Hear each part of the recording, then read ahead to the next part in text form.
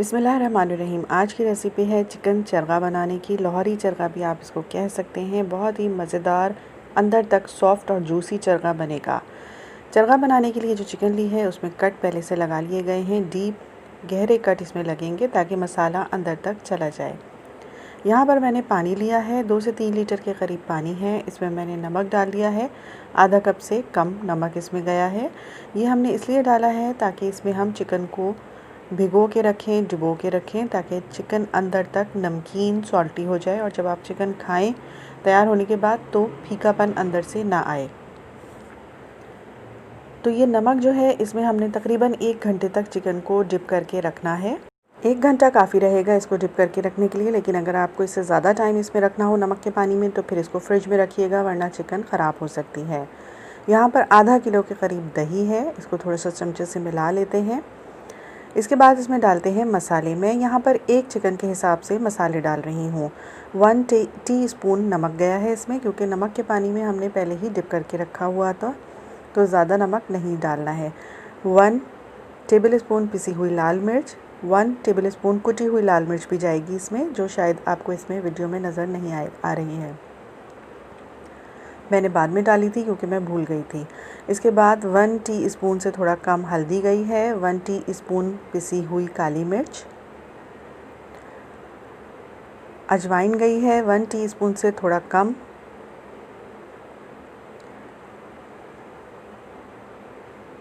काला ज़ीरा इसमें जाएगा।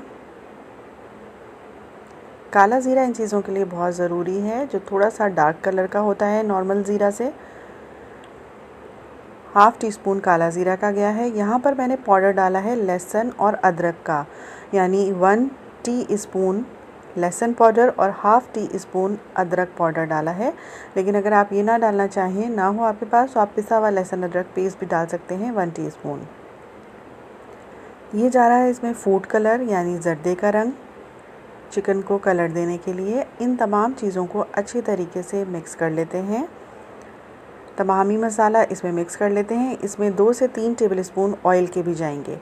अच्छे तरीके से ये मसाला जब हमारा मिक्स हो जाएगा तो हम इसको लगाएंगे चिकन के ऊपर।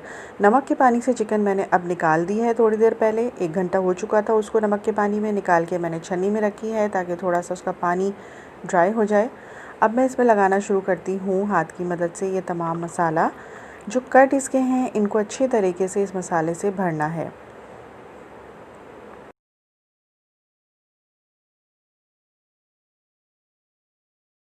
तमाम मसाला हाथ की मदद से अच्छी तरीके से चिकन के ऊपर लपेट देना है, और जो मसाला बच जाएगा उसको अभी आपने इस बाउल में ही रखना है, क्योंकि जैसे जैसे हम चिकन के अगले स्टेप्स करेंगे, इनको पकाना शुरू करेंगे, उस वक्त ये मसाला हमारे काम आएगा और हम इसको उस वक्त चिकन के ऊपर डालते रहेंगे ताकि मसाला बिल्कुल भी ज़ाया ना हो और तमाम मसाला चिकन के ऊपर आ जाए। आप ये एक चिकन के हिसाब से जो मैंने मसाला यहाँ लिया था, अगर आप 2 या 3 चिकन बना रहे हैं तो इसी क्वांटिटी को, इसी रेशो को आप डबल कर लीजिए मसाले की। अब चिकन के ऊपर अच्छी तरीके से मसाला लग चुका है। यहाँ पर एक काम जो मैंने बाद में किया था आप पहले कर लीजिए कि किसी धागे की मदद से चिकन की दोनों टांगों को बांध दीजिए ताकि चिकन जब फ्राई हो तो इसकी शेप बिल्कुल सही रहे, ये टूटे नहीं। अब यहाँ पर मसाला जितना भी बचा था वो मैंने इस वक्त इसके ऊपर डाल दिया है। सारा ही मसाला इस पर डाल दिया है क्योंकि अभी मैं इसको मैरिनेट कर रही हूँ तकरीबन 1.5 से 2 घंटे के लिए। फ्रिज में रख दूँगी मैं इसको नीचे वाली पोर्शन में फ्रिज के, ताकि ये मैरिनेट हो जाए, तमाम मसाला इसमें अच्छी तरीके से जज़्ब हो जाए। तो इसको मैंने ढक दिया है और इसको मैं 2 घंटे बाद तलना शुरू करूँगी। अब यहाँ 2 घंटे हो चुके हैं तकरीबन। एक बड़ा पतीला मैंने ले लिया है। इस पतीले में मैंने पानी डाल दिया है। इसके ऊपर मैंने वही कटोरदान का ढकना या कोई स्टैंड वगैरह रख दीजिए, लेकिन इस तरह रखना है कि पानी जब बॉयल होके पकना शुरू हो तो वो चिकन को टच ना हो, बल्कि नीचे ही रहे, इतना लेवल रखिएगा पानी का।